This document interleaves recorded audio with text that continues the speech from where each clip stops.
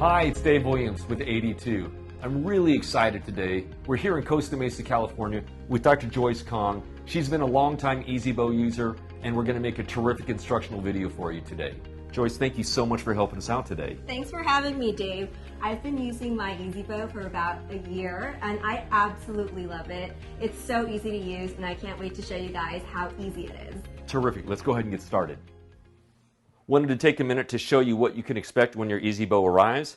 You'll see it comes in a beautiful silver box with some die-cut foam to hold your EasyBow, and here's all the essential goodies inside. You've got your EasyBow, your laser, a magnetic bubble cube, 20 index trays, and for those that order the complete EasyBow system, you'll also get the transfer platform that'll allow you to transfer the EasyBow index tray to the articulator. And lastly, it does come with an Allen wrench that if your laser ever gets bumped, that you think it may not be straight, you'll notice that it has some adjustment screws there for the Allen wrench. There's your pretty laser beam, and those will be the toys that you receive when your box arrives. It's not uncommon that we're asked from potential customers, if the EasyBow is so easy, is it accurate? Because I'm used to using a traditional face bow, and I have some questions about this.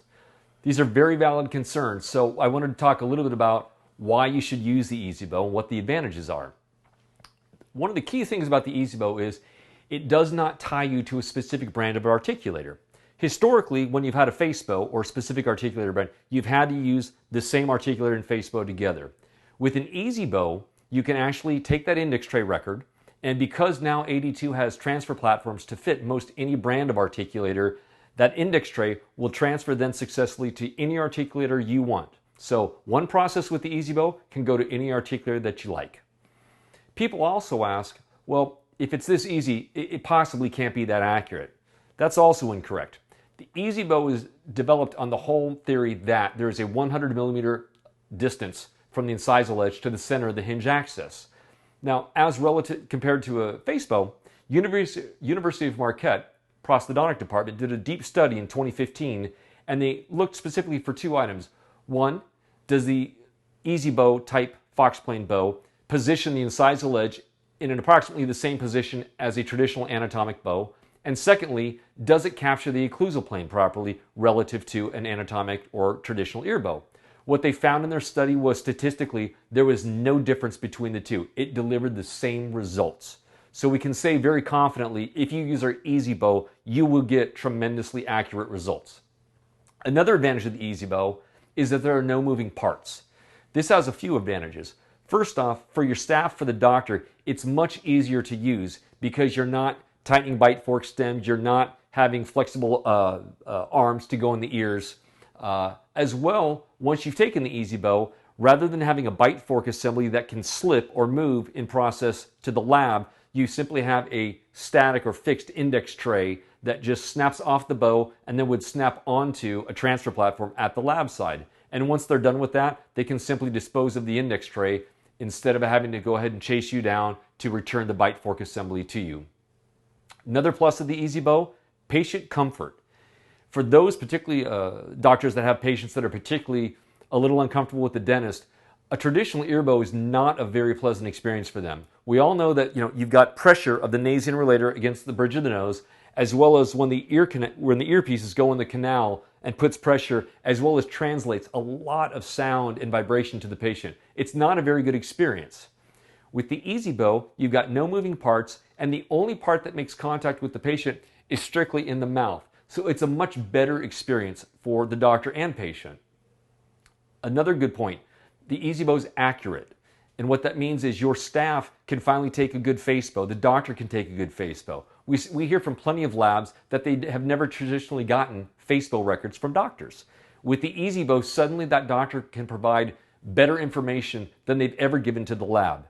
Why is this important?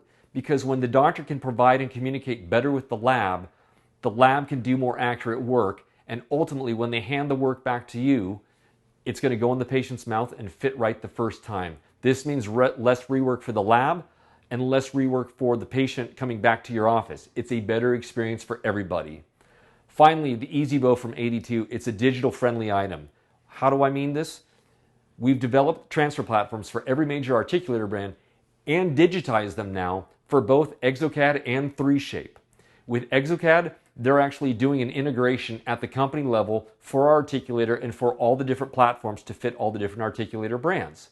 With 3Shape, 82 will actually be making available for free download from our website or by calling us. You can request any digital platform you want, be it for Artex, for 82, for Stratos, whatever articulator you use. You can go ahead and get that download and work within that software and do the transfers you need, either coming from an Easy Bow or a Coist Bow. We're looking forward to hearing from you. We hope you enjoy our Easy Bow.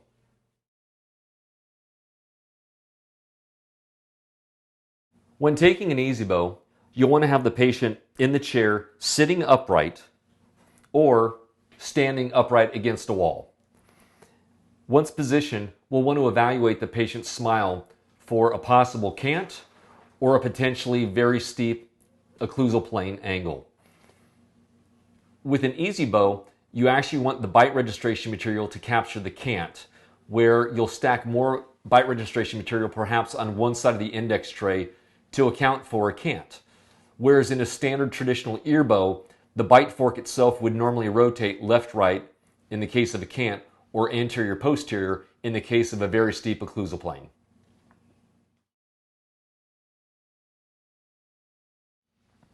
When using the Easy Bow, you'll want to apply some type of bite registration material to the index tray itself. Shown here is using an adhesive AccuBite tab made by 82.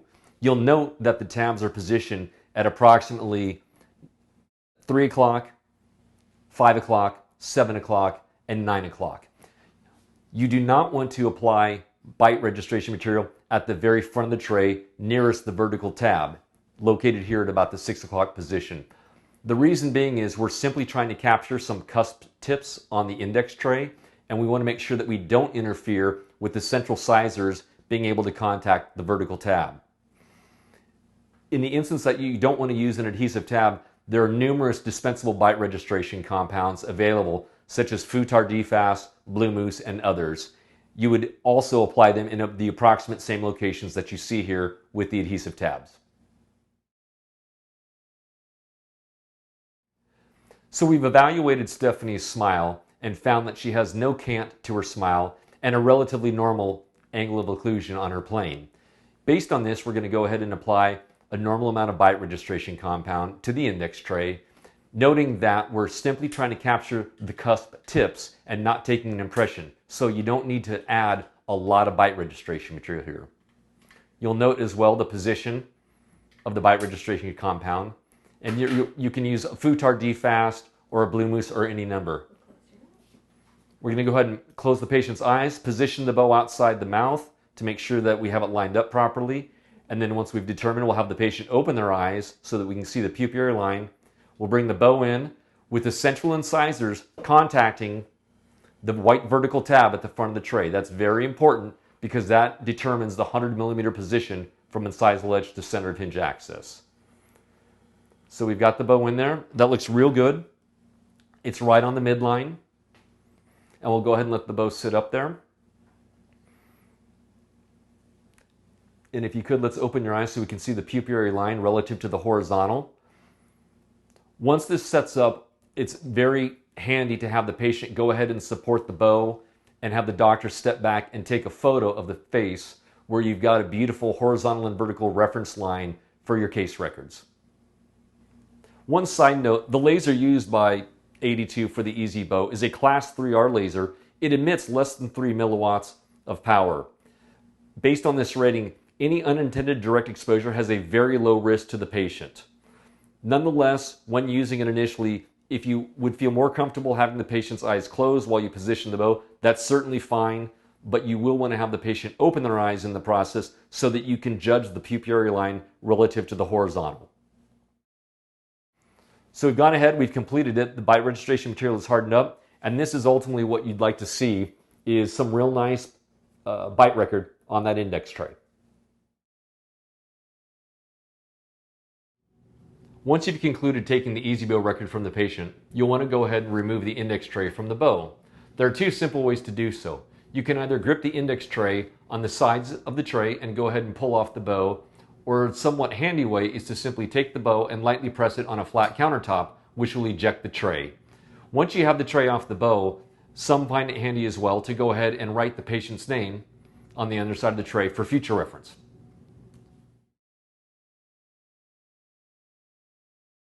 Once you've completed the EasyBow process with the patient and captured the maxillary record on the index tray, we'll want to go ahead and transfer it to the articulator. The way you'll do so is to ensure that the articulator incisal pin is set to 0. As well, we'll want to take the adjustable platform and inspect it to make sure it is also set to 0. Note that when the platform is set to 0, that will position the incisal edge exactly at 100 millimeters away from the center of the hinge axis. If you do need to adjust the height of the adjustable platform, you would use the thumb screw to go ahead and unlock it, and then use the thumb wheel and rotate it clockwise or counterclockwise to raise or lower it to the 0 mark. Once at the 0 mark, you would again use the thumb wheel to lock it in place. From there, you want to go ahead and take the index tray from the patient. Now, we've already cut the cusp tips down a bit to expose a nice record there, but you can otherwise use a surgical knife like this to go ahead and reduce the bite registration material. The reason we do that is because ultimately you just want to have enough of a cusp tip showing to position the maxillary cast properly without any interference from bite registration material. Once the tips are cut down properly, you want to snap the index tray onto the adjustable platform using the 4 index legs on the tray to snap in nicely.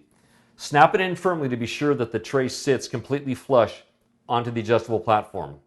Once this is done, you'll then take the adjustable platform and move it over to the articulator and snap it to the lower magnetic base of the articulator like this.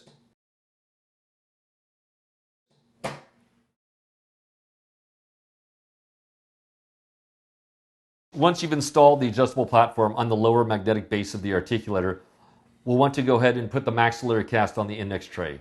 We'll do so by opening the articulator up 180 degrees and using the thumb screw on the side of the upper frame.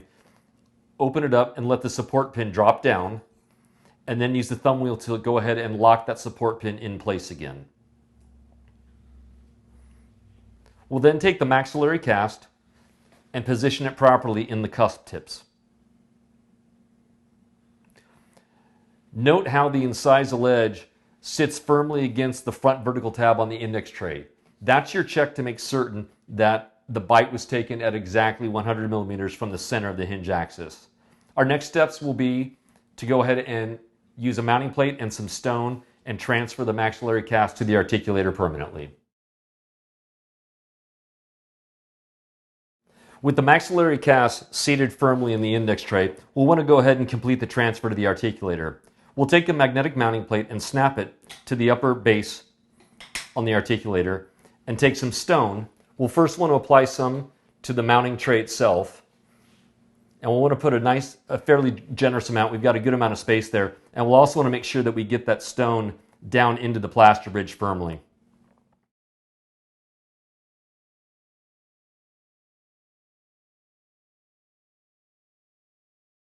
As well, we'll want to put a small blob on the maxillary cast.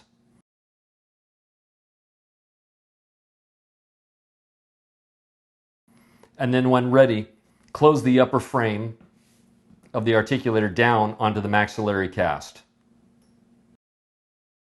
With the articulator closed, we'll need to allow for some time for the dental stone to set.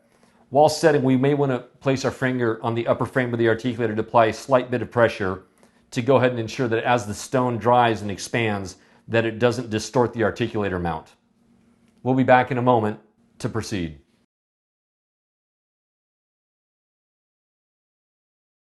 Once the stone is hardened, we'll want to go ahead and open the articulator up and replace the index tray with the waxing spacer.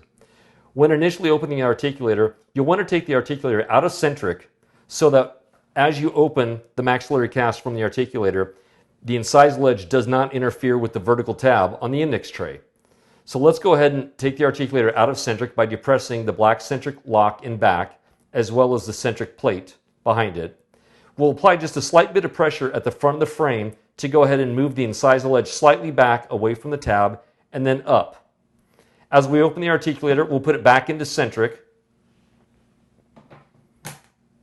and then continue to open it, and we'll open the support pin up and let it drop to the tabletop, lock it in place. Once we've done this, we'll want to go ahead and remove the adjustable platform from the articulator and remove the index tray from the platform top. We'll replace it with the waxing spacer. The reason we do this is the waxing spacer is the exact same thickness as the index tray, 80 thousandths. In this instance, we've done an evaluation and decided that we need to add 2 millimeters of incisal length to this patient. So we would go ahead and unlock it with the thumb screw and then use the thumb wheel at the top to adjust the platform down 2 millimeters. Once we've done so, we'll use the thumb screw to go ahead and lock the platform back in place and replace the platform to the lower frame of the articulator firmly with the magnetics. Once done, we'll then go ahead and close the articulator back up.